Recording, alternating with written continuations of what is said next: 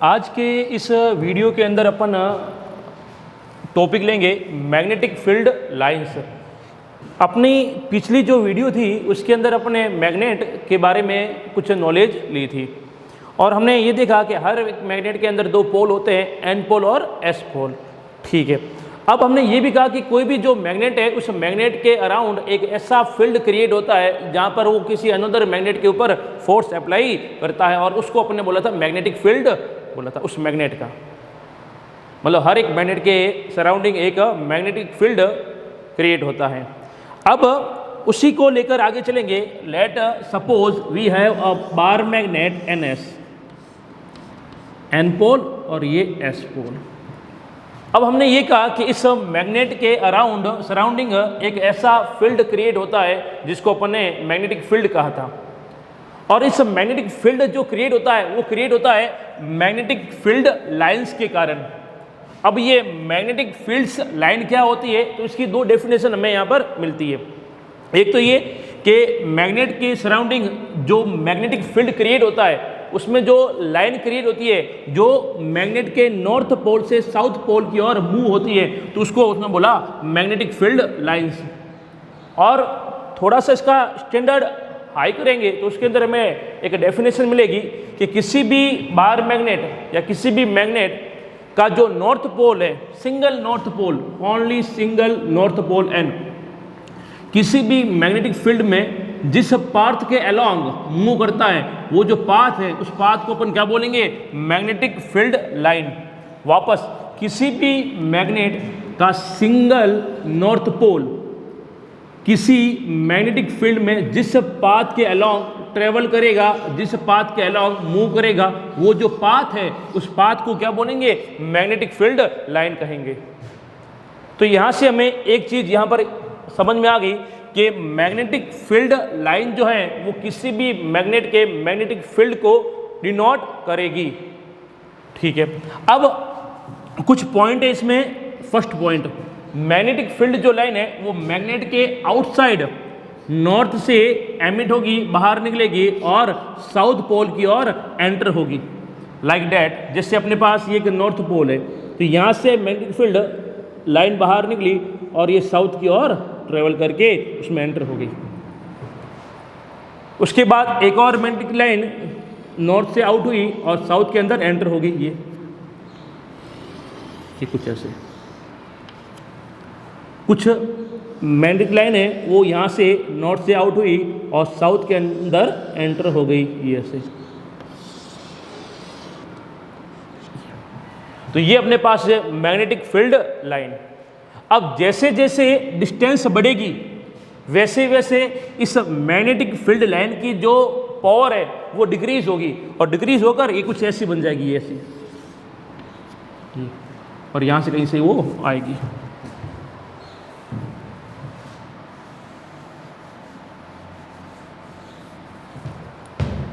ऐसे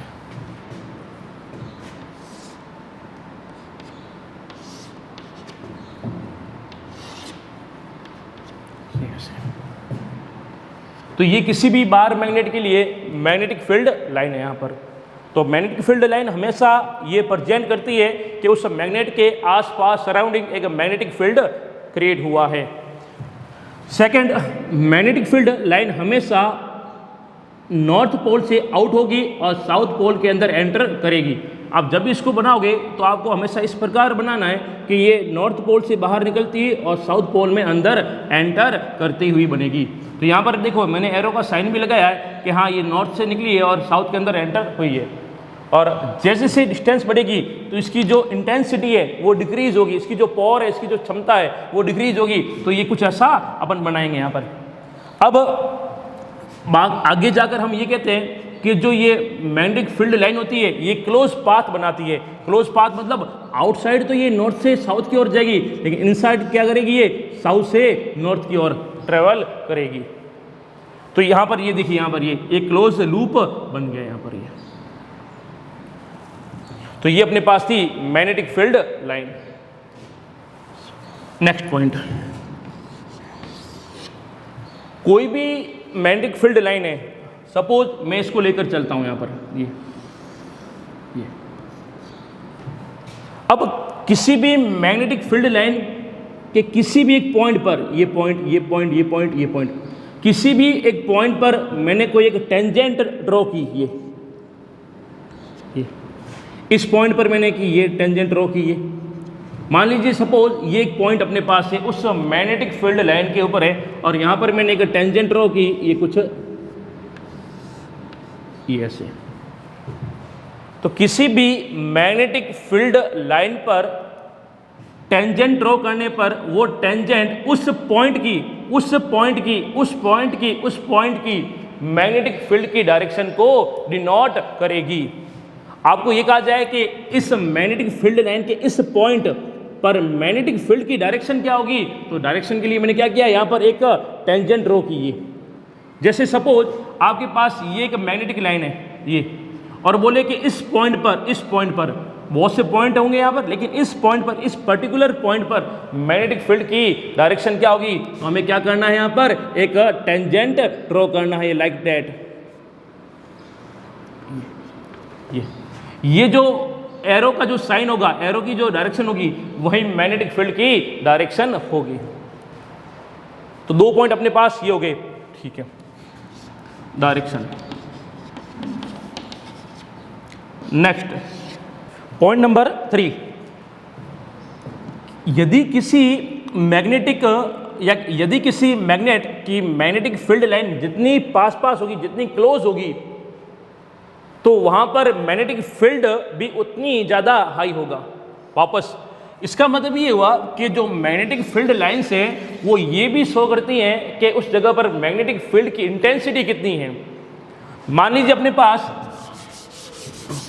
कोई magnetic field line है, इस प्रकार है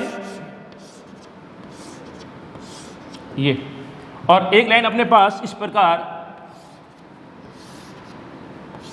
ये, यहां पर अपने पास 3 मैग्नेटिक फील्ड लाइन है, और यहां पर भी अपने पास 3 मैग्नेटिक फील्ड लाइन है, लेकिन इन 3 मैग्नेटिक लाइन के बीच का जो गैप है वो इसके कंपेयर में कम है, और यहां पर गैप क्या है, हाई है। तो आपको पूछा जाए कि यहां पर जो मैग्नेटिक फील्ड है वो अपने पास है B1, और यहां पर मैग्नेटिक फील्ड है वो है B2 वेक्टर, और आपको ये कहा जाए कि इन दोनों में से कौन सा मैग्नेटिक फील्ड हाई होगा, B1 वेक्टर और B2 वेक्टर, इन दोनों में से कौन सा मैग्नेटिक फील्ड हाई होगा।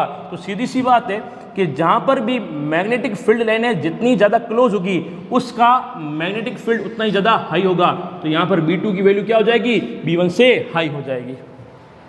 तो हमें ये यहाँ पर ये भी बताती है कि मैग्नेटिक फील्ड लाइन जितनी क्लोज होगी वहाँ पर फील्ड उतना ही ज़्यादा क्रिएट हाई होगा, और जितनी ये दूर होगी मैग्नेटिक फील्ड उतना ही क्या होगा, डिक्रीज होगा, या उसकी इंटेंसिटी क्या होगी, लो होगी। तो एक पॉइंट ये भी हो गया। अब उसके बाद यदि देखा जाए यहाँ पर कि ये जो कोई एक बार मैग्नेट है NS, उसके लिए जो मैग्नेटिक फील्ड लाइन जो है उसका जो स्ट्रक्चर है वो कैसा है, स्पाइडर के जैसा, मकड़ी के जैसा, स्पाइडर का जैसा। ये स्पाइडर पूछे तो थोड़ा सा ध्यान रखना यहाँ पर, ठीक है।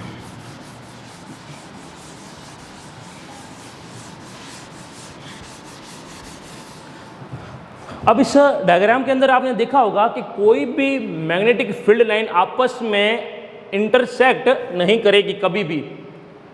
इंटरसेक्ट का मतलब ये हुआ कि कभी भी 2 मैग्नेटिक फील्ड लाइन आपस में कट नहीं करेगी, काटेगी नहीं। क्यों नहीं काटेगी, इसका रीजन बताता हूँ।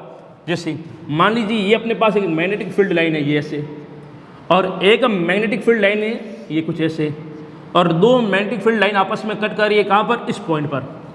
अब ये जो पॉइंट है वो कॉमन पॉइंट हो गया, क्योंकि ये पॉइंट इस वाले फील्ड लाइन पर भी है और इस वाले फील्ड लाइन पर भी है। अब इस पॉइंट पर मुझे क्या खींचनी है, एक टेंजेंट ड्रॉ करनी है। तो यहाँ पर मुझे 2 टेंजेंट मिलेगी, एक टेंजेंट ये मिल गई और एक टेंजेंट इसी पॉइंट पर ये मिल गई। मतलब एक ही पॉइंट पर 2 टेंजेंट मिल गई, और 2 टेंजेंट मतलब क्या, 2 डायरेक्शन मिल गई। किसकी, मैग्नेटिक फील्ड की। क्यों, क्योंकि किसी भी मैग्नेटिक फील्ड के किसी भी पॉइंट पर हम टेंजेंट ड्रॉ करेंगे, वो टेंजेंट उस मैग्नेटिक फील्ड की डायरेक्शन को शो करेगी। तो यहाँ पर हमारे पास फील्ड लाइनें दो है लेकिन कॉमन पॉइंट एक है और एक ही पॉइंट की दो डायरेक्शन यहाँ पर आ गई, तो हमें पता है कि एक पॉइंट की दो डायरेक्शन हो ही नहीं सकती है, किसकी, मैग्नेटिक फील्ड की। तो इसका मतलब ये कि दो मैग्नेटिक फील्ड लाइन आपस में कभी कट नहीं करेगी, क्योंकि कट करने पर एक कॉमन पॉइंट मिलेगा और उस कॉमन पॉइंट पर दो टेंजेंट ड्रॉ की जा सकती है। दो टेंजेंट मतलब क्या, यहाँ पर मैग्नेटिक फील्ड B1 आ गया और यहाँ पर कितना आ गया, B2 आ गया, जबकि ये पॉसिबल नहीं है। एक पॉइंट का फील्ड एक ही होगा, उसकी डायरेक्शन क्या होगी, एक ही होगी। ठीक है, तो ये अपने पास था मैग्नेटिक फील्ड लाइंस। बुक में तो कम दिया हुआ है लेकिन थोड़ा सा अपने इसको डीप में पढ़ा है।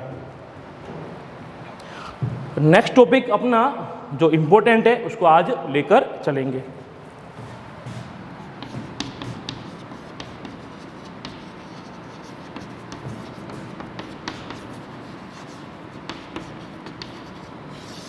Electromagnetic induction. क्या, इलेक्ट्रोमैग्नेटिक इंडक्शन। अब इलेक्ट्रोमैग्नेटिक इंडक्शन को पढ़ने से पहले हम एक चीज पढ़ेंगे, मैग्नेटिक फ्लक्स।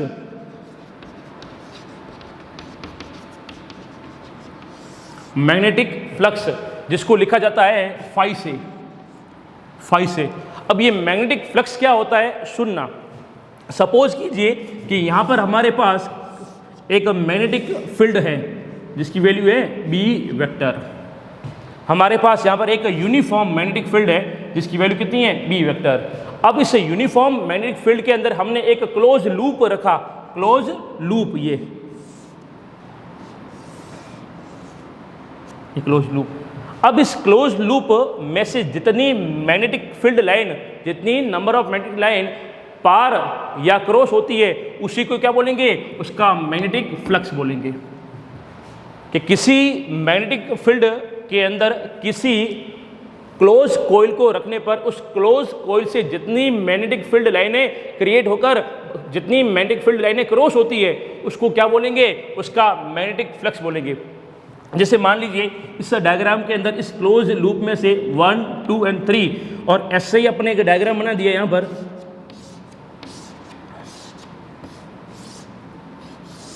ये इसको B1 ले लो और इसको आप B2 ले लो। तो आपके पास दो चीजें यहां पर बनी है कि इसका फ्लक्स φ1 और इसका फ्लक्स है φ2, किसकी वैल्यू हाई होगी। ये दोनों जो क्लोज लूप है वो B के परपेंडिकुलर है, ऐसे ये से फील्ड लाइन है या जो फील्ड है वो इस डायरेक्शन में यहाँ से इस और जो अपना क्लोज लूप है वो उसके परपेंडिकुलर है, ऐसे ये। अब आपको ये कहा जाए कि φ1 और φ2 दोनों में से हाई कौन सा होगा, φ1 एंड φ2 दोनों में से हाई कौन सा होगा। तो ध्यान रखना कि फाई यहाँ पर होता है फ्लक्स। फ्लक्स का मतलब केवल इतना ही है कि उस क्लोज लूप में से कितनी फील्ड लाइनें पार हो रही है, कितनी फील्ड लाइनें क्रॉस हो रही है। तो यहाँ पर 1, 2 और 3 और यहाँ पर 1, 2, 3, 4 और 5, तो यहाँ पर 5 लाइनें पार हो रही है। तो जितनी ज़्यादा लाइनें पार होगी कौन सी फील्ड लाइनें, उतना ज़्यादा यहाँ पर फ्लक्स बनेगा। और यहाँ पर कम है तो यहाँ पर फ्लक्स क्या बनेगा, कम। तो यहाँ पर कंपेयर करना हमें φ1 और φ2 में, तो φ1 ग्रेटर φ2 होगा। तो यहाँ पर अपने पास ये मैग्नेटिक फील्ड, ये मैग्नेटिक फ्लक्स हो गया।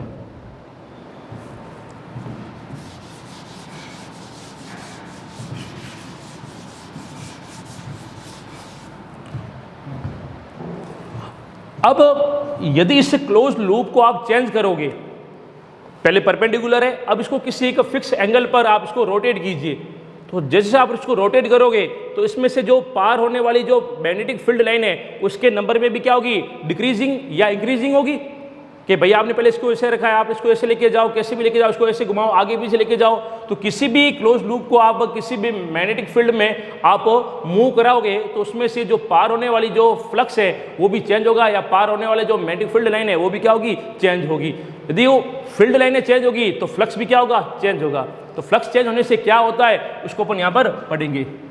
तो टॉपिक अपना है electromagnetic induction. What is electromagnetic induction and what is electromagnetic induction, इसको अपन आज देखेंगे।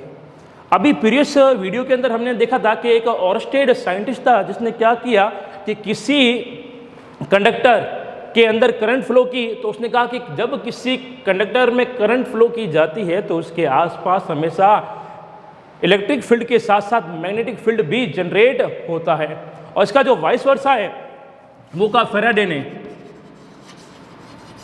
फैराडे ने क्या कहा, यदि आप कहीं पर भी मैग्नेटिक फील्ड को लेके आते हो तो उसके साथ साथ हमेशा इलेक्ट्रिक फील्ड भी आएगा। और बाद में ये थ्योरी बना दी गई कि इलेक्ट्रिक फील्ड और मैग्नेटिक फील्ड ये हमेशा दोनों क्या होते हैं, साथ साथ रहते हैं। जहाँ पर मैग्नेटिक फील्ड होगा वहाँ पर इलेक्ट्रिक फील्ड भी होगा, और जहाँ पर इलेक्ट्रिक फील्ड है वहाँ पर मैग्नेटिक फील्ड भी होगा। लेकिन अभी अपन पढ़ रहे हैं यहाँ पर इलेक्ट्रोमैग्नेटिक इंडक्शन, जो कि किसने दिया था, फैराडे ने दिया था। क्या था, एक छोटा सा एक्सपेरिमेंट है, उसको देखना। हालांकि बुक के अंदर ये टॉपिक बहुत छोटे दिए हुए, लेकिन समझने के लिए थोड़ा सा अपन इसको डीप में पढ़ेंगे। इसने क्या किया, एक कॉइल ली, कॉइल कोई एक वायर है कॉपर का जो भी है, उसको आप राउंड से ऐसे करके कॉइल बना दीजिए, टर्न करके ये। और इस कॉइल को कनेक्ट किया उसने एक गैल्वेनोमीटर से। अब सीधी सी बात है, यहाँ पर आपने गैल्वेनोमीटर कनेक्ट किया है, इसका मतलब क्या है, यदि इसके अंदर एक छोटी सी भी माइनर करंट क्रिएट होगी तो ये बता देगा कि हाँ इसके अंदर करंट क्रिएट हुई है, ठीक है। और यहाँ पर आपने ले लिया एक बार मैग्नेट N और S। अब ये बार मैग्नेट है तो सीधी सी बात है, इस बार मैग्नेट में से फील्ड लाइनें बाहर निकलेगी, ये कुछ ऐसे, ये ऐसे, ठीक है। अब आपने क्या किया, इस बार मैग्नेट को इस कॉइल के पास में लेके गए, ये। तो जैसे आप इस बार मैग्नेट को इस कॉइल के पास में लेके जाओगे तो इस कॉइल में से पास होने वाली जो फील्ड लाइन है उसके नंबर में क्या हो जाएगी, इंक्रीजिंग हो जाएगी। और जैसे ही आप इस बार मैग्नेट को अवे लेके जाओगे, इसे दूर लेके जाओगे, तो इस कॉइल में से जो पास होने वाली मैग्नेटिक फील्ड लाइन है उसके नंबर के अंदर डिक्रीजिंग हो जाएगी। कैसे, यहां पर देखिए, अब आपका मैग्नेट यहां पर है N और S, यस।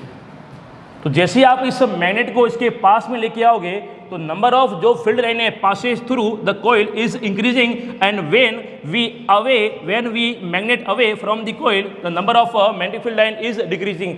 जैसे आप इस मैग्नेट को इसके पास में लेके जाओगे तो इस कॉइल से पास होने वाली जो फील्ड लाइन है उसके नंबर में इंक्रीजिंग हो जाएगी, और जैसे इसको दूर लेके जाओगे तो उसमें डिक्रीजिंग हो जाएगी।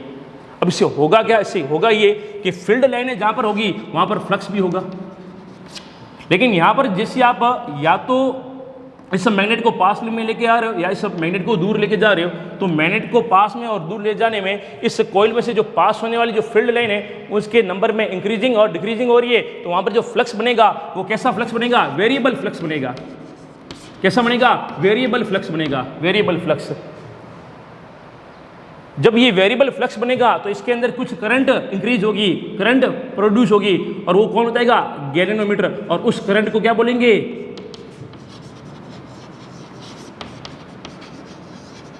इंड्यूस करंट बोलेंगे। क्या बोलेंगे उसको, इंड्यूस करंट बोलेंगे। वापस अब दिमाग के अंदर ये आती है कि सर यदि इस मैग्नेट को यहाँ पर रख दे और कॉइल भी यहाँ पर पड़ी है और इस मैग्नेट में से ये फील्ड लाइनें पास हो रही है, तो यहाँ पर भी सर फ्लक्स बनेगा। तो सर फ्लक्स बनेगा तो क्या सर इसमें भी इंड्यूस करंट बनेगी, नहीं बनेगी।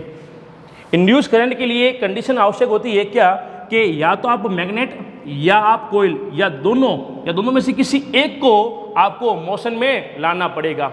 या तो मैग्नेट कॉइल के पास जाएगा या मैग्नेट कॉइल से दूर जाएगा, या वो कॉइल मैग्नेट के पास आएगी या वो कॉइल मैग्नेट से दूर जाएगी। दोनों में से किसी एक के बीच में मोशन होना चाहिए। यदि मोशन नहीं होगा तो वहाँ पर फ्लक्स, जो वेरिएबल फ्लक्स है वो क्रिएट नहीं होगा, और वेरिएबल फ्लक्स क्रिएट नहीं होने से इंड्यूस करंट भी जनरेट नहीं होगी। करंट अलग चीज़ है और इंड्यूस करंट अलग चीज़ है। यहाँ पर इंड्यूस करंट जो क्रिएट होगी वो हमेशा वेरिएबल फ्लक्स के कारण होगी। और फ्लक्स को वेरिएबल कैसे किया, आपने मैग्नेट या कॉइल दोनों में से किसी एक के अंदर मोशन लाकर किया।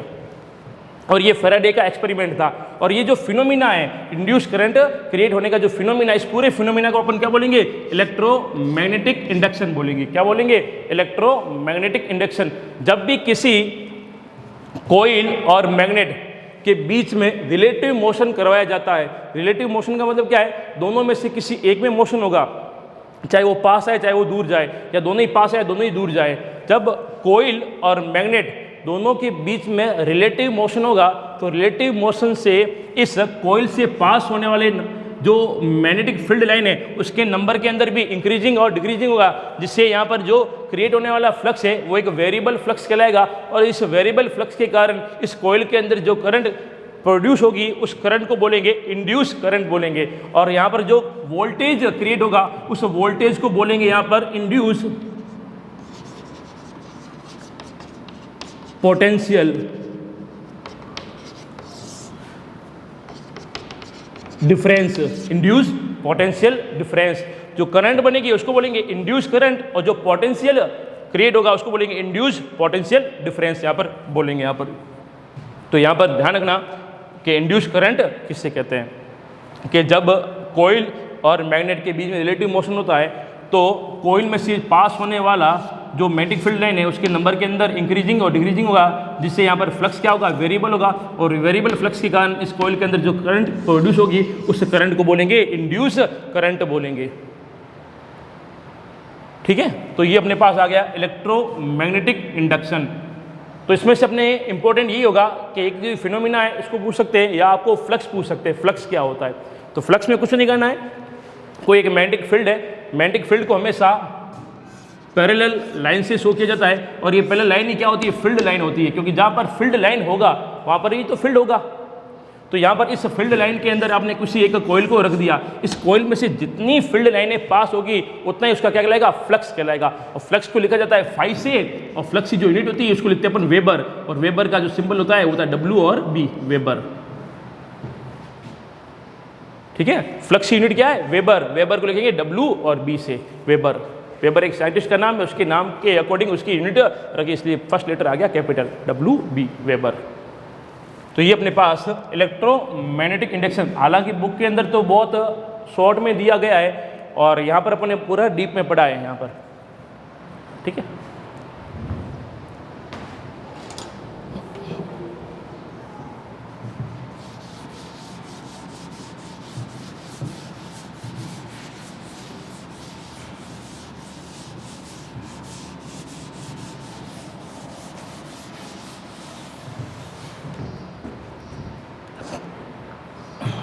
नेक्स्ट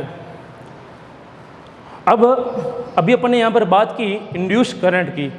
अब कोई आपके पास एक लूप दिया गया है और उस लूप के अंदर इंड्यूस करंट आपने प्रोड्यूस की। अब आपसे ये पूछेंगे कि उस लूप के अंदर इंड्यूस करंट की डायरेक्शन क्या है, क्या पूछेंगे, इंड्यूस करंट की डायरेक्शन। तो इंड्यूस करंट की डायरेक्शन फाइंड करने के लिए या डिटरमाइन करने के लिए हमारे पास एक रूल है और उस रूल को बोलते हैं Fleming right handed rule. Fleming right handed rule, Fleming का right hand rule, right hand ये वाला और ये राइट हैंड रूल।